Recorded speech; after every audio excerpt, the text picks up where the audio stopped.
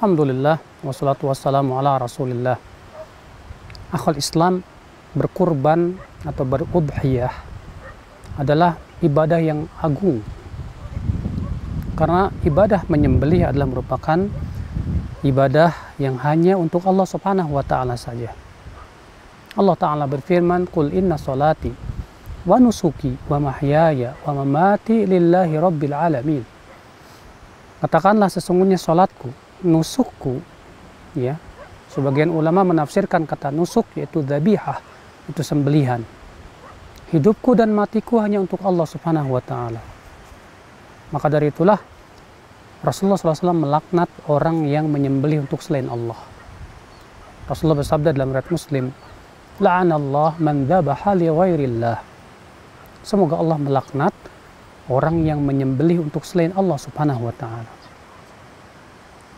Sembelihan kurban adalah merupakan sembelihan yang agung di sisi Allah. Ketika Allah menceritakan tentang perintah Allah kepada Nabi Ibrahim untuk menyembelih anaknya itu Ismail, dan ternyata keduanya mengijabah perintah Allah dan kedua-duanya menyerahkan dirinya kepada Allah Subhanahu wa ta'ala. Lalu ketika Nabi Ibrahim hendak menyembelih anaknya, Allah berfirman, "Wa fadainahu bidzibhin 'adzim." Maka kami gantikan dengan sembelihan yang besar, ya, yaitu sembelihan hewan kurban. Bayangkan Allah Subhanahu wa ta'ala menyifati sembelihan hewan kurban itu sebagai sembelihan yang besar, yang agung. Berarti pahalanya besar di sisi Allah Subhanahu wa ta'ala. Allah juga menyebutkan bahwa sembelihan kurban itu adalah menunjukkan akan takwa. Allah berfirman, la yanalallaha luhumuha wala dima'uha walaki yanaluhu taqwa minkum. Tidak akan sampai kepada Allah daging kurban maupun darahnya, akan tetapi yang sampai kepada Allah adalah ketakwaan di antara kalian. Itu menunjukkan bahwa menyembelih hewan kurban termasuk ketakwaan kepada Allah Subhanahu wa ta'ala. Dan ini ya keutamaan yang besar dan agung bagi mereka yang menyembelih. Saudaraku sekalian, akhwal Islam, terlebih ini sunnah Rasulullah sallallahu alaihi wasallam. Rasulullah sallallahu alaihi wasallam sangat menganjurkan umatnya ya untuk berkurban.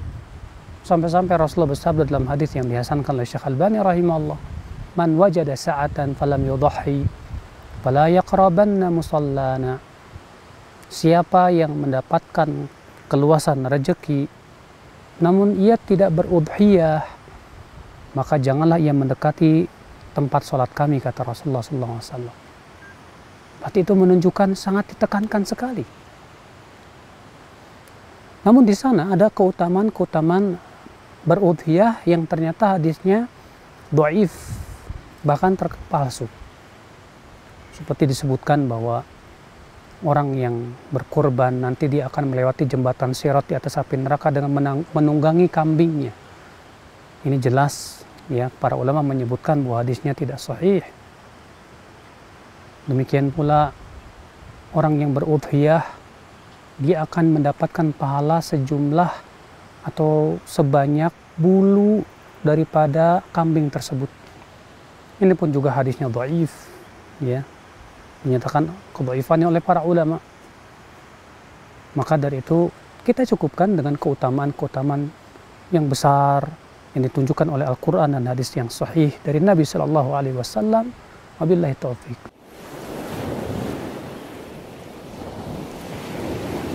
Para ulama berbeda pendapat tentang hukum berudhiyah, itu hukum berkurban. Pendapat yang pertama pendapat jumhur. Jumhur ahlul ilm mengatakan bahwa hukum kurban hukumnya sunnah muakkadah, tidak wajib. Mereka berdalil di antara dalil yang mereka paparkan yaitu hadis Nabi Shallallahu Alaihi Wasallam, "Idza dakhala Dzulhijjah," ya, apabila telah masuk tanggal 1 Dzulhijjah, "wa arada ahadukum an yudhi," dan salah seorang dari kalian ingin berudhiyah, maka janganlah ia memotong rambutnya dan kukunya. Dalam satu riwayat dan kulitnya. Kata jumhur, kata-kata dia ingin berudhiyah itu menunjukkan, kata mereka, bahwa hukumnya tidak wajib. Sebab kalau itu hukumnya wajib, Nabi tidak akan mengatakan ingin berudhiyah. Walaupun pendalilan dengan hadis ini ya dinyatakan dhaif oleh para ulama. Kata Syekhul Islam Taimiyah, kata-kata ingin tidak menunjukkan kepada hukum ya sunnah. Bagaimana dengan firman Allah Subhanahu wa taala, liman syaa'a minkum ayyastaqim, bagi siapa yang mau silakan istiqamah. Apakah istiqamah itu hukumnya sunnah? Tentu tidak. Dalil yang paling kuat daripada jumhur adalah yaitu perbuatan para sahabat. Seperti Abu Bakar sengaja tidak berudhiyah. Kenapa? Karena supaya tidak disangka itu ini wajib. Demikian pula diriwayatkan dari beberapa sahabat yang lain. Dan mereka mengatakan bahwa perbuatan para sahabat ini tidak ada yang mengingkari dari sahabat yang lainnya. Sehingga kata mereka ini hujah. Sebagian ulama berpendapat bahwa kurban atau udhiyah itu hukumnya wajib. Mereka berdalil dengan beberapa hujah. Dalil diantaranya pertama firman Allah Subhanahu wa taala, "Fashalli li rabbika wanhar." Salatlah untuk Rabbmu dan sembelihlah. Ini perintah, sementara perintah ya pada asalnya wajib, tidak boleh dipalingkan kepada sunnah kecuali dengan dalil, dan tidak ada dalil. Yang kedua, hadis Nabi SAW, man wajada sa'atan falam yudhahi fala yaqrabanna musallana. Siapa yang mendapatkan keluasan rezeki namun ia tidak berudhiyah, janganlah ia mendekati tempat sholat kami. Namun menurut jumhur hadis ini dhaif. Kalaupun sahih, mereka membawa maknanya kepada makna makruh, tidak sampai kepada haram. Sementara Syekh Albani memandang hadis ini sahih atau hasan dan berhujah dengannya, menunjukkan ia akan wajibnya berudhiyah. Nah, mereka Syekhul Islam Taimiyah rahimahullah memberikan sebuah kaidah. Mana yang lebih didahulukan? Ijma' yang sifatnya dhanni atau dalil? Ya. Karena ijma' ada yang sifatnya qat'i, pasti, ada yang masih sifatnya dugaan. Nah, jumhur berhujah dengan perbuatan para sahabat yang diklaim bahwa tidak ada sahabat yang menyelisihinya. Berarti ini sifatnya ijma' yang sifatnya dhanni. Sementara di sana ada hadis-hadis dan ayat yang menunjukkan secara lahiriah, secara zahirnya akan wajibnya.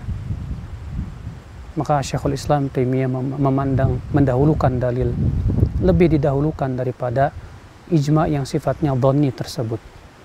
Sehingga beliau berpendapat bahwa berudhiyah hukumnya wajib. Terlepas wajib atau tidaknya, selama kita mampu untuk berudhiyah, apa susahnya kita untuk berudhiyah? Bukankah pahalanya besar ya? Sangat rugi kita diberikan oleh Allah kesempatan untuk berudhiyah, kita punya uang dan pahalanya besar di sisi Allah, lalu kita sia-siakan kesempatan yang besar seperti ini. Demikian ya tentang hukum udhiyah. Wabillahi taufiq.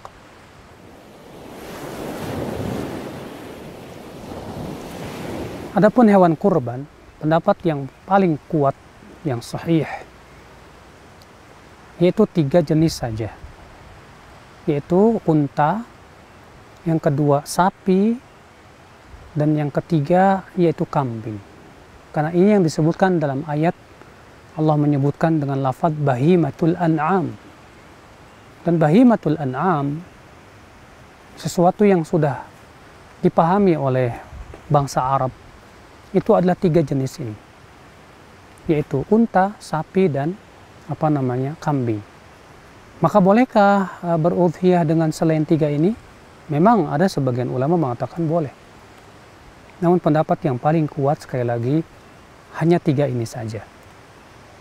Kenapa? Karena Nabi SAW juga tidak pernah sekalipun berudhiyah dengan selain dari 3 ini. Nah, dari tiga ini, mana yang paling utama? Yang paling utama, pendapat yang paling rajih adalah unta. Walaupun sebagian ulama mengatakan yang paling utama kambing. Namun yang rajih, yang sahih, unta. Berdasarkan hadis tentang hari Jumat, Nabi Shallallahu Alaihi Wasallam mengatakan, siapa yang datang di hari Jumat di saat yang pertama, faka'annama qarraba ya badanah. Siapa yang datang di hari Jumat di saat yang pertama, seakan-akan ia berkorban dengan unta yang gemuk. Siapa yang datang di saat yang kedua, seakan-akan ia berkorban dengan sapi.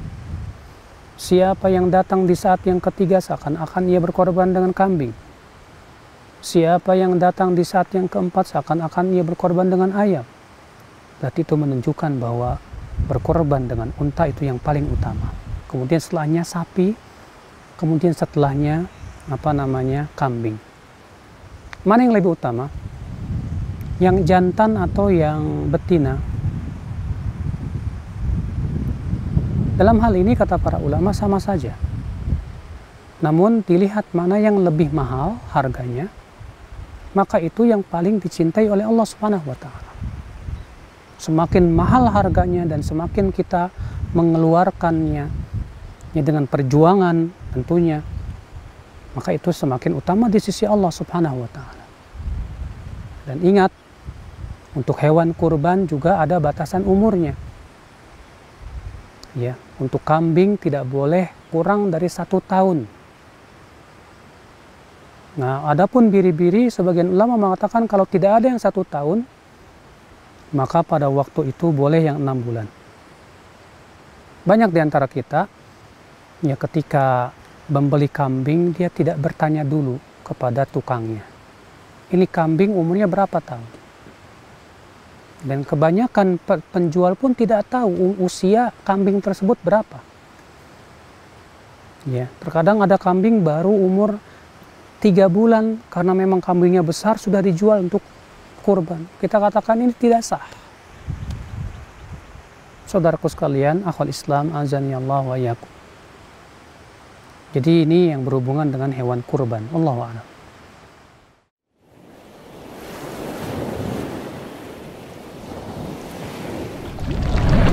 Untayan Mutiara Nasihat.